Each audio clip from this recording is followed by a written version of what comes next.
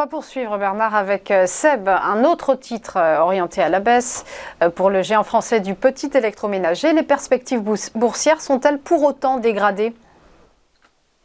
Elles le sont aussi, hélas, effectivement, c'est très compliqué de trouver en ce moment des valeurs qui présentent un potentiel haussier puissant ou qui sont sur des dynamiques haussières. Et effectivement, Seb a présenté des résultats des trimestriels inférieurs aux attentes, hein, et tout cela après avoir impressionné très favorablement durant justement plusieurs trimestres les analystes. Il semblerait que ce soit la fin d'un joli parcours, et depuis maintenant le mois de mai 2021, la valeur est entrée dans une phase beaucoup plus laborieuse, hein, avec une baisse de près de 35% quand même sur ces points hauts.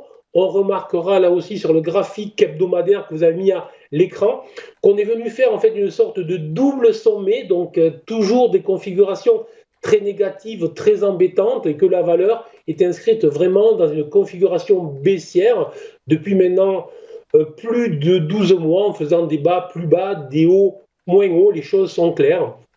Alors, tout ça est plutôt que des mauvaises nouvelles, je vous l'accorde.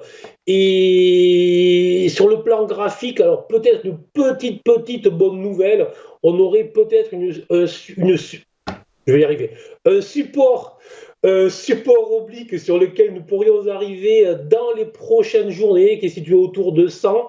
100, c'est un niveau qui avait été travaillé, c'est aussi un niveau horizontal, et c'est toujours des niveaux que regardent les investisseurs. Donc, voir si ce niveau psychologique que autre chose tient. Voilà. Donc, honnêtement, il y a très peu de bonnes nouvelles sur ce titre, et hormis un rebond de court terme, là aussi, plutôt à réserver à des traders actifs, voire des traders très actifs, la probabilité de revoir les sommets que nous avons connus l'an dernier dans les prochains mois, cette probabilité désormais très faible. Au mieux, nous aurions un range, et sinon une poursuite de cette dynamique vers le bas. Donc tout simplement, rester à l'écart de ce titre semble ce que doit faire tout investisseur sérieux, en attendant des niveaux supérieurs. Mais ça, nous verrons ça dans un autre épisode.